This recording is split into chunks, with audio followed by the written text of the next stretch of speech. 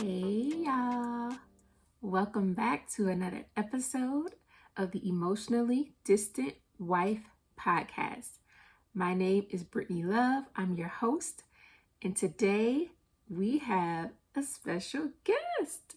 So I apologize in advance, but this is an IG live I did, so it's not a regular podcast episode. But I got to do an interview with Chelsea Bailey, who is a certified Christian counselor. And I do her introduction once we start, so I don't want to make this longer. So let's jump right into the episode. I'm so excited, and I hope that this encourages you to just take a second chance or give a second thought to counseling if that's something that you're thinking about, because in this episode it's super simple, nothing like complicated, but we just talk about frequently asked questions about counseling, because sometimes you need to hear it more than once before you actually make a decision about it. So that was my thought behind doing today's episode. I'm just gonna talk to a Christian counselor and just kind of talk through some simple questions that you may be having so that you can hear this. And then hopefully maybe a week from now or even a month from now, when you're ready, you can say, okay, I read about it, I listened to a podcast about it, I watched a video about it, and now I'm ready to take that step. So without further ado, let's get started. And I hope you enjoy this episode. How are you doing? I am good. How are you? Oh Good. my God. I was like, Instagram better not do this to me. It's gotta work. It has to work. Oh my gosh. Okay, so we're gonna jump right in because we are only have an hour. Yeah. So welcome if you are watching us live. This is going to be 2 podcast episodes broken down.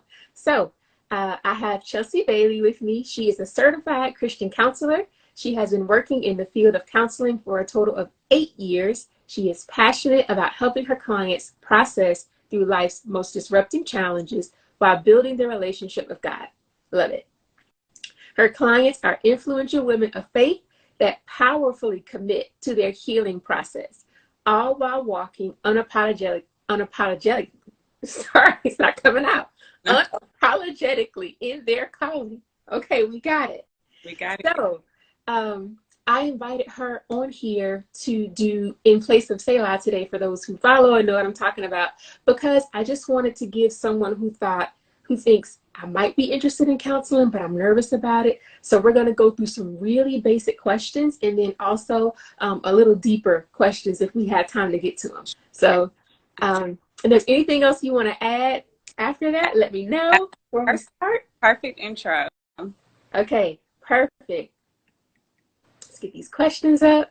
All right, let's go right in. Question number 1. What is a Christian counselor? Because we hear all kinds of titles. What exactly is that? Yes. And for me, my definition is definitely, it's a little different from your typical counselor. And how I might be different is I really want to focus on being led by God within sessions with clients. And then I also focus on just foundational pieces from the Bible. And so what that could mean is maybe how I might be different from another counselor is, for example, a counselor might give, or your average counselor, not all counselors, but right. Your average counselor might give like mindfulness,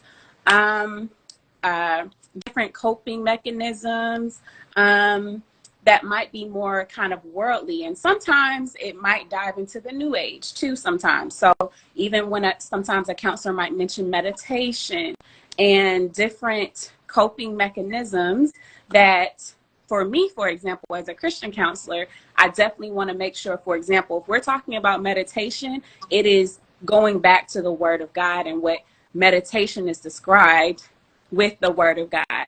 So whatever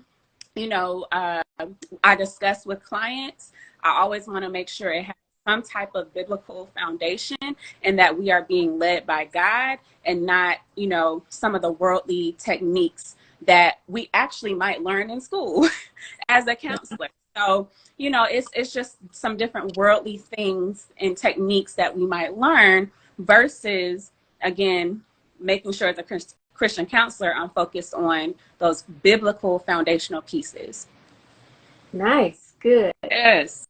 Um, so what are the benefits of going to a Christian counselor? I have some thoughts, but I'm going to wait to hear your answer because I've heard people say things about regular counseling and going to Christian counseling. So to you, what are the benefits of going to a Christian counselor? Yeah, and I would love to hear your thoughts too. But I think that the benefits as a believer, you know, this is really just speaking to believers. I think the benefits are it always will align with your belief system.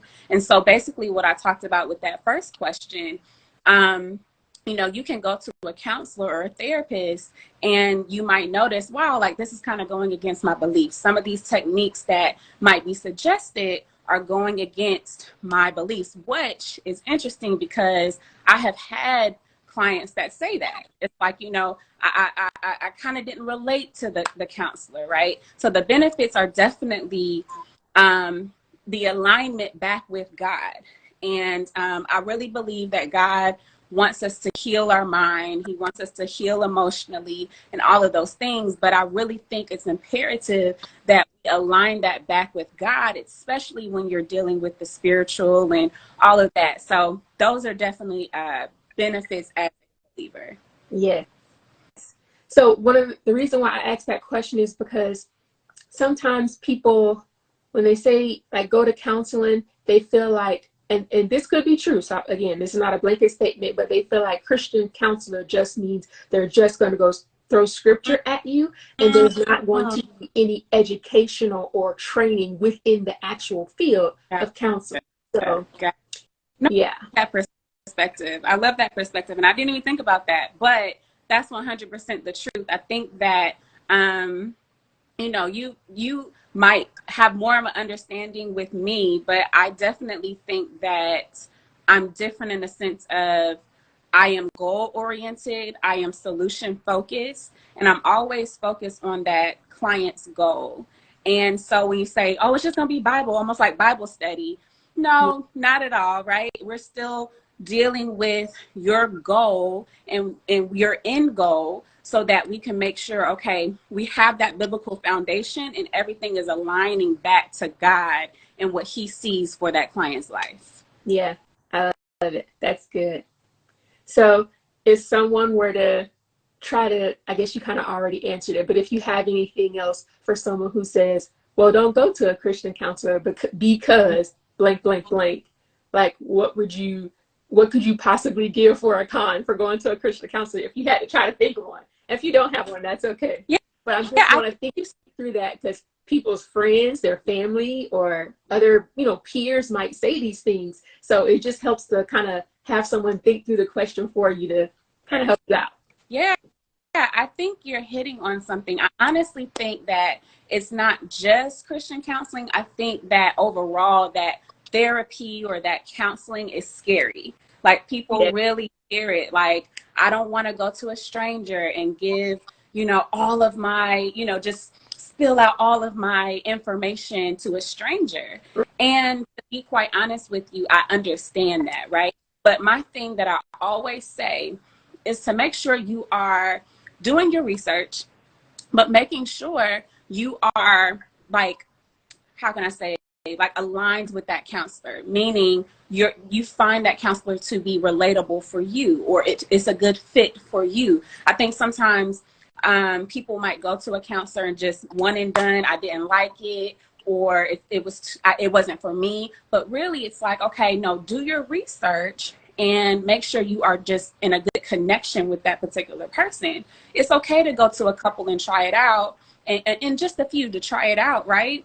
And I think that's the part. There's this fear of giving information, but really it's about who do I connect with and how can I make this a good experience for myself instead of just giving up. That's good. And you actually answered one of the questions, so I'm just going to slide right into that one. So is it normal for people to switch counselors? Does that mean And you kind of already answered, but does that mean like something's wrong? And Hmm. if one or two didn't work, like you should stop? Yeah, yeah. I think, honestly, I think that's what most people do. I think that it's that, oh, it didn't work. I'm just going to not do it anymore. And I've had conversations with people where that has happened. And I think, again, it just goes back to anything in life. If I go to a fitness trainer and maybe that just wasn't a good connection with, that particular trainer, I'm going to try something else. And that's just kind of part of life. Like, it's okay if I did not resonate with this particular therapist or counselor. I'm just going to try it again and do a little bit more research in what that fit looks like for me. And that's okay. Yes, I love that. So, and I've heard that before too from peers. And so that's why I just wanted to say that again, because sometimes I have to hear things more than once. So if a counselor doesn't work, try again, try again. Absolutely. Yeah. So, okay. How long should someone expect to be in counseling? If you can give like a rough estimate or, yeah. I love that question. And honestly, it is really dependent on that individual and it's dependent on the season that that person is in. And, you might see people, they are in counseling for years. You might see people, they're in counseling for a couple of months. I really want to give people the power to say, you know what, I'm going to have an extended amount of time in counseling, or I might come back in another season when I know I need it. And that is to be true with clients that I have had. Like, there are some that have been with me since I started, and then there are some who have come back and said, I'm ready to start back. So it's really dependent on empowering you to know that, one, you have someone you can go to, right? Someone you trust. And then two, you have the ability to say, this is how long I want to do this, or I'm good. I think I'm good. Maybe I'll come back at another time. Totally fine. So it's really up to that person. Okay. That's good. And so I guess there's like the people joke about like going to counseling and it just feels like it's never ending, like it just goes on forever. Yeah. And that's why I wanted to make sure I asked that question. So if you're kind of nervous about going or you're thinking Yeah. about doing it, just know that Yeah. you have the ability to, and even talk with the counselor beforehand, before you decide to work with them or pay or whatever like that. Ask, like, this is what I'm thinking. How do you work in your practice, or stuff Absolutely. like that, to ask those And questions. So even to speak on that a little bit more, because I know that is like a thing for people, I'm always checking in. So by the time I end, my services with someone, I always empower them. Hey, this is kind of where we ended. This is kind of where you've met your goals, but do you want to continue? And or you can come back, right? So again, that power back in your hand. that's good. I love that.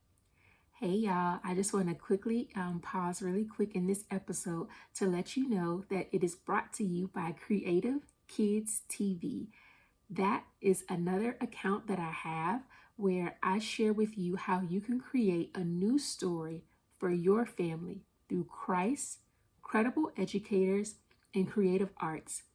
For the month of May, we are going to be having lots of information and sharing so that you can learn how you can create a new story for your family through maybe something the Lord has given you that's an idea or a ministry or a nonprofit, whatever the case may be. I'm going to be sprinkling in some interviews with people who are telling you things that they've created that's a product or a service. And then they'll be giving you some tips about how you can get started just like they did. And then for myself, I'll be sharing with you how to create content, how to strategize to figure out what you should be talking about, how you can present it. And I'll also be helping you with how to edit your videos and a little bit of Canva stuff. So if any of this sounds interesting to you, or you feel like, oh my God, yes, this is what I said I've been needing to do, but I haven't done it, then this is your opportunity. So you can also find it in the show notes for my Instagram account. And you can also find me on Facebook or YouTube, but Instagram is going to be the main place to be able to get all the updates and information. Again, the account for this is Creative Kids TV.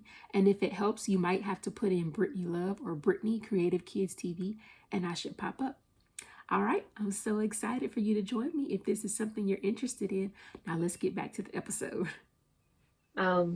Okay, so what should someone expect in counseling? Can you give kind of like an overview of what they can expect in case they're a little nervous about doing it? Yeah. I think that probably looks different for depending on who you go to. I will be 100% honest with that. I think it's depends who you go to. But for me, as a Christian counselor, I always want to be clear that I am following that client's goal. I'm following, why are you here, right? Let's get to the root of why you're here. And then there might be some other things that come up, and we're going to deal with that too. But we're always focused on what was your goal while you were here. And so when it comes to, okay, about how long will that be? Again, it comes back to, okay, or what to expect, I'm sorry. It comes back to, what is your goal? What do you want to get out of it? And that's something that I love about my service, because I want to make sure I'm always focused on that client and what they need and what they came here for. So for me, the expectations are, I'm always focused on you. I'm always focused on the goal that the client has. And so the expectations for me is, I am always centered on what the client's needs are. I love it. That's good. I can't say that happens with all counselors from stories that I've heard. So I love that. That's awesome. Yeah. If I know it's going to depend, so I'm kind of giving a little bit, but what would you say is the average cost for counseling if someone's thinking about it? Yeah. So of course that does depend on the research of the individual, and it would empower everyone to do their research. So that would look different if someone wants to use their insurance, right? And so you might have a copay as low as $50, maybe $80. And then you might have some practices where there is not insurance used, and so you might be investing, meaning coming out of pocket. And so that is where again, you do your research on what is best for you, and then finding a counselor that is aligned with your beliefs, and then going from there, because you also might find some free Christian counseling within your church, right? And so there are different options for where you are in life, and again, making sure that that counselor aligns best with what your goals are and your belief systems. Right. Yes. And that actually was the next question. What are alternatives for people who are thinking about going, but they can't afford to pay for it? But I just want to add underneath that, I can't afford to pay for it. For the person who truly can't, this question is not for you. But for the people who say, well, I can't afford that, but if we were to go looking through their budget, they have money for other things. So what would you say to a person who can't afford it? Yes. And so there you go, like really talking to that person who says they can't, but they can, if they really looked at what are the priorities for me in this season. Like if I want to get my mind together, my emotions together, my spirituality needs to get a little stronger in my intimacy with God. When you recognize, okay, these are the goals that I have, but what is it costing me? So if it's costing my peace, if I need peace, more a skill set to navigate my emotions, right? If I have all these needs, then that's costing you, right? And then those same people might be on vacation the next month, right? But they say they can't afford it. And so it really, you really have to prioritize what's more important. If you have no peace going on that vacation, it's costing you something. You still don't have peace, but you got the vacation, right? So it's really important to know, okay, if I'm prioritizing my emotional wellness, then that's what I need to prioritize. And I need to, basically create a budget so that I can afford it. And then, of course, we did speak about how there are some free services, if that's needed. But I have found that a lot of people can afford it if they want it. Yes. Woo! Okay. Let's see. I think we got Okay, no, I was just making sure. I see where it's at the bottom.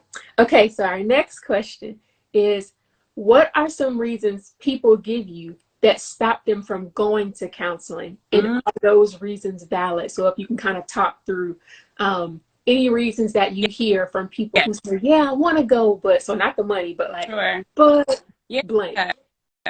Yeah, I do hear quite a bit, and I think one of them is I don't have the time. Or this is not the time. So for example, I will literally have people come to me, but it's like, oh, I don't have the time. But it's like, but you came here for a reason, right? But I think that sometimes we tell ourselves that, but we have not created the time in our lives to pause long enough to deal with us, to Yeah, heal and deal with ourselves. And I think that, again, it goes back to that fear of counseling and not wanting to dive deeper into what some of these issues might be. And so, therefore, I don't have the time. But we have the time. It's just more about, okay, how do I create the time in order for me to make sure I reach my goals, right? Emotionally, mentally, and spiritually, which is, again, prioritizing what's most important. So the excuses, a lot of times, it's more so, again, on the time. You have the time, but how do I carve out the time in my life to address what I really need to address instead of procrastinating and internalizing, right? yeah, Things that are healthy for me. So yeah. that's one of them. Okay. Um, and then last, let's see where we are. It's 154. So We're our good. We're last question for the first part is, what would you say to someone who is contemplating going to counseling, but they're nervous to take the step and actually start the process? mm, okay. So with that, I think it just comes down to, again, what is important for you. Um, I think that yes, it can be something that can be nerve-wracking because you're going to a complete stranger and it's like I have to tell them all of my information. And matter of fact, I'm going to tell on some people I know, but that is exactly kind of their thing. Like I don't really want to even get to know somebody and tell them all of my information and they know all my business. But if you have somebody that's professional, if you have someone that you are a good fit with, then there's nothing to really be worried about. And again, I think that's what it is. You just need to carve out that time to do your research to find the good fit, right? And so I think that's the part that we don't do enough of is let me research enough so that I can find my good fit. Right. So if someone saying, okay, I'm going to do research, where would you tell them to go? Like, how do they research? Yeah. So we got this thing called the internet that's really amazing. And I'm not even trying to be funny, right? So we can always first, if you want to go through your insurance, you can always go through your insurance and you can research that way. You can literally call them or you can literally go online through your insurance company and research that way. Okay. If you are wanting something different, and you literally can search on social media. So you can put in Christian counseling on Instagram. You can put in Christian counseling on Facebook, right? Or counselor. And then, of course, we have Google, right? But the point I bring up with Instagram, there are plenty of ways to search for therapists and Christian counselors other than your insurance company. And it can be as simple as your social media outlets as well, which is how people find me all the time. Okay. Good to know. So, guys, we're going to have her come back because we finished the top part. So that's great. That was the last question. So I think we'll just stop it here and wrap up. But thank you so much for joining. And I would love for you to tell people what you do, how they can connect with you. If you have anything coming up, share away. Yes, yes, yes. So, of course, I am Chelsea Bailey. It has been a pleasure really discussing these things about counseling. And so I help women of faith primarily, and I help them to navigate emotions. I help them to heal overall from past trauma and things like that. And so that is primarily what I do and who I work with. And then some new things that I had recently is I do have a new book called Freedom and Forgiveness. And that book is so, so amazing, especially if you're dealing with healing, the healing process, and then as well as how to forgive, which is one of the main things we need to do as believers, is recognizing like how important forgiveness really is, right? Through the healing process. So you can grab that book also from chelseabailey.com. And also on Instagram, you can follow me at chelseabailey.cw. Perfect. Okay, well, thank you so much for joining, for listening, wherever you may find this. And hopefully we'll be able to get her back and do another one. But thank you guys for joining, and have a great day or weekend until I see you next time. Bye. Yeah. All right, y'all. That's the end of the episode. Episode 10. Frequently asked questions about counseling with Chelsea Bailey. Thank you so much again, Chelsea, for joining us. I greatly appreciate it, and it was so nice to have you.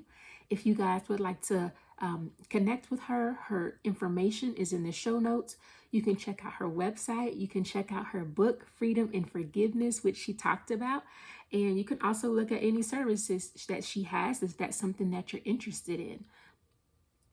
Thank you again for joining me on today's episode.